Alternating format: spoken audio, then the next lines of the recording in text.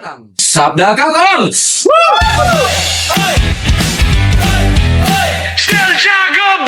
Langsung Kak, kita mau bahas tentang liga-liga besar. Cuma Liga Inggris, Liga Spanyol dengan Liga Italia, Serie A. Terus kita mau tanya Kak, Coach prediksi.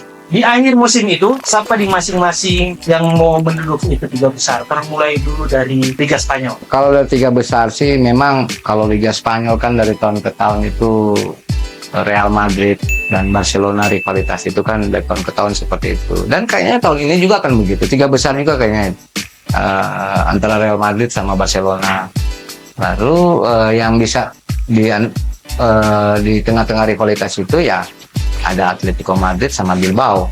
Kalau Liga Spanyol kan bisa dikata ya perimbangan terhadap tim-tim menengah dan tim-tim kecil itu ya agak sulit dengan dominasi Real Madrid dan sampai Barcelona. Kalau dari satu sisi lihat klasemen sementara kan Real Madrid, tapi memang persaingan itu masih tajam. Tinggal kita melihat jadwal Liga Champions seperti apa. Jadi akan sangat menentukan di jadwal-jadwal pertandingan selanjutnya, plus dengan pemain-pemain yang akan ya cedera, tidak bisa akumulasi kartu dan lain sebagainya. Jadi masih peluang antara Real Madrid sama Barcelona masih 50-50 untuk musim ini. Oke. Tolong lanjut ke Serie A. Tim biru Napoli, Inter, Atalanta. Napoli, Inter, Atalanta ini memang dalam tiga besar ini dengan poin yang signifikan, bahkan bisa membuat kejutan ini khususnya untuk Atalanta, bisa di atas daripada Juventus dan pada AC Milan. Kalau tidak ada sesuatu yang luar biasa terjadi, ya kita akan melihat dari sisi cedera pemain, dari sisi akumulasi kartu dan sebagainya, performance tim di tengah-tengah jadwal yang padat.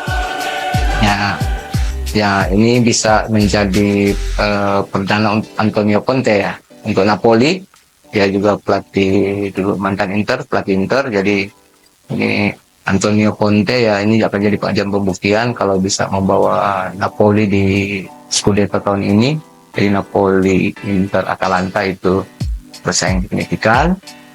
Dia kalaupun ada kejutan-kejutan bisa saja Juventus, AC Milan membaik di tahun 2025 untuk sisa pertandingan ini, ya pasti di antara mereka berlima ada yang tiga besar, kira-kira seperti itu. Liga Premier. Nah untuk Liga Inggris ini memang Nottingham Forest ya tiga besar itu, tapi ya kalau lihat stabilitas daripada penampilan ya Liverpool sama Arsenal itu kira-kira ya itu yang akan bersaing, bahkan dua ini ya dari sisi juga kestabilan tim, performance ini ya Liverpool Arsenal itu akan menjadi pertarungan untuk merebut juara. Nah, tinggal lihat yang kalaupun ada yang bisa menyodok itu ya mungkin saja bisa saja Manchester City. Oke. Kuda hitam di situ siapa? Ini musim ini. Kuda hitam sih sebenarnya itu ya tetap dia juga dari tahun ke tahun itu ada yang namanya Atletico Madrid kan. Atletico Madrid itu memang selalu berada di antara rivalitas Real Madrid sama Barcelona, apalagi itu sudah lama dilatih Diego Simeone. Setidaknya struktur dan konsep permainan ini sudah puluhan tahun, sehingga apa yang bisa menjadi kejutan ini ya tinggal kita lihat kedepannya seperti apa untuk tim kejutan ini. Yang pasti kalau di Liga Spanyol mau bilang tim kejutan juga tidak terlalu banyak mengejutkan. Rivalitas antara Real Madrid dan Barcelona itu dari tahun ke tahun ya dominasi itu terlalu kuat sehingga sulit menerobos dominasi dua tim raksasa ini. Oke. Serie Kalau Serie A yang patut diperhitungkan adalah Atalanta, skuad dari tim asuhan Gianpiero Gasperini itu memang betul-betul dengan pemain-pemain yang tentunya bisa diandalkan, Cannavaro, Ade Lukman dan lain sebagainya itu, spirit dan konsep permainan di bawah Gasperini itu, penampilan mereka stabil, setidaknya mereka ini mampu menerobos dominasi The Big Four. Kalau di Liga Italia itu ada Juventus, AC Milan, Inter, bahkan Napoli. Bahkan ya Atalanta bisa kejutan ya di atas daripada Lazio dan AS Roma yang biasa masuk-masuk di top 5. Ini kali ini ya agak di bawah, termasuk AC Milan. Oke. Liga Inggris apa kuliah hitam? Kalau mau bilang kuda hitam juga ya kalau lihat secara positif klasemen kan Nottingham Forest. Jika mereka mampu mempertahankan stabilitas permainan dan lain sebagainya, ya mereka bisa tembus di tiga besar. Tapi ya Liga Inggris itu sejatinya memang ada saja kejutan karena itu pernah dibuktikan oleh Leicester City kan. Tim kuda hitam yang pernah menjadi juara Liga Inggris.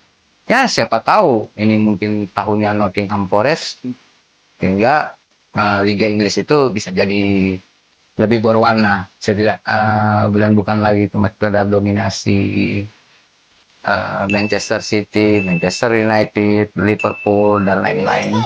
Itu ya ada berarti secara kompetisi berarti di Liga Inggris itu memang masih ada tim-tim menengah yang bisa bersaing dengan tim papan atas. Beda kalau dengan di Liga Spanyol ya sudah itu tinggal home team Pak antara Real Madrid sama Barcelona. Begitu juga di Liga Italia ya tim-tim papan atas itu ya tentunya itu bisa apa ya namanya. Mudah-mudahan ada juga kejutan gitu. Kan kalau sepak bola tidak ada kejutan kan kurang berwarna. Okay.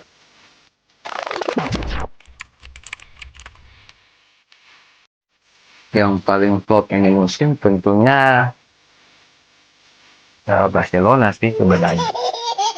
Karena dengan squad sedemikian hebat, mereka kalau di ranking sekarang itu kan ranking 3 ya katanya. Artinya ekspektasi terhadap tim Barcelona meneruskan generasi Lionel Messi itu ya belum bisa didapatkan oleh para penggemar. Sehingga ya tim Barcelona sekarang itu ibarat kata baru sebatas tim yang akan dipersiapkan untuk lebih baik lagi. Karena kalau mereka di zamannya Lionel Messi itu ya betul-betul tim Barcelona ini ya kalau di El Clasico itu dan lain sebagainya itu ya memang dominasi Barcelona itu dari sisi permainan dan lain-lain itu bisa kelihatan. Tapi ini ya mungkin mereka lagi penyesuaian untuk membangun tim muda. Apalagi beban terhadap yang diberikan mungkin kepada Yamin lama itu ya mungkin belum terlalu kuat lah untuk meneruskan legacy daripada Lionel Messi. Yang klub di Serie A. Ya, yang klub di Serie A tentunya ya kita bisa lihat tim-tim seperti Lazio dan AS Roma yang biasanya dulu ada di top 5 itu ini sekarang sudah di papan-papan tengah. Yang paling lebih flop itu tentunya ya AS Roma ya. AS Roma. Jadi AS Roma yang kira-kira sejak pasca era Mourinho ya, mereka ya jeblok juga. Padahal pemainnya bagus-bagus. Kira-kira seperti itu. Oke. Wah, udah ini sama kita matrong kedengaran dari Kak Coach. Di Inggris apa penting? Kalau di Inggris sih investasi triliunan terhadap pemain itu yang sedemikian besar itu memang Manchester United. Jadi kenapa Manchester United? Karena squad daripada Manchester United itu lebih besar daripada nilai squad daripada mungkin Nottingham Forest yang ranking 3.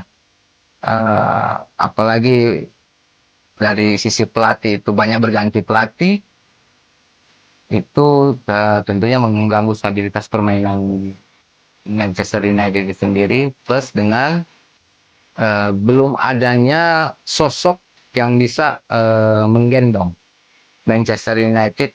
Kalau kita ingat dulu di zamannya Cristiano Ronaldo itu dia bisa menggendong tim, ada satu tokoh sentral yang kalau sekarang kan Bruno Fernandes, tapi Bruno Fernandes terbukti ya sering juga mencetak gol, tapi secara keseluruhan tim belum mampu untuk membawa tim besar seperti Manchester United. Saya kira itu. Oke. Pesan-pesan fans ini. Buat fans Manchester United, ya setidaknya untuk kalau nonton Liga Inggris sekarang, setidaknya jangan terlalu banyak berharap dengan formasi yang ada. Nah, mungkin ya siapa tahu di tahun ini atau musim baru di 2026-2027 ada dibangkitkan lagi semangat spirit The Red Devils itu ya memang siapapun yang membela seragam MU itu harus sadar bahwa memang we are Manchester United. Jadi untuk penggemarnya ya setidaknya sabar, mudah-mudahan ada yang lebih baik di musim tahun yang baru, karena ya bayangkan saja sekelas Nottingham Forest itu mereka bisa dari ranking 3, bahkan Manchester United juga ya kalau mau bersaing dengan Liverpool, Arsenal itu ya jadi roh daripada merah itu sendiri sudah mulai luntur. Siapa tahu ada yang sosok yang bisa membangkitkan roh merah itu. Thank you for penonton Sabda Kak Coach orang Papua lagi. Terima kasih.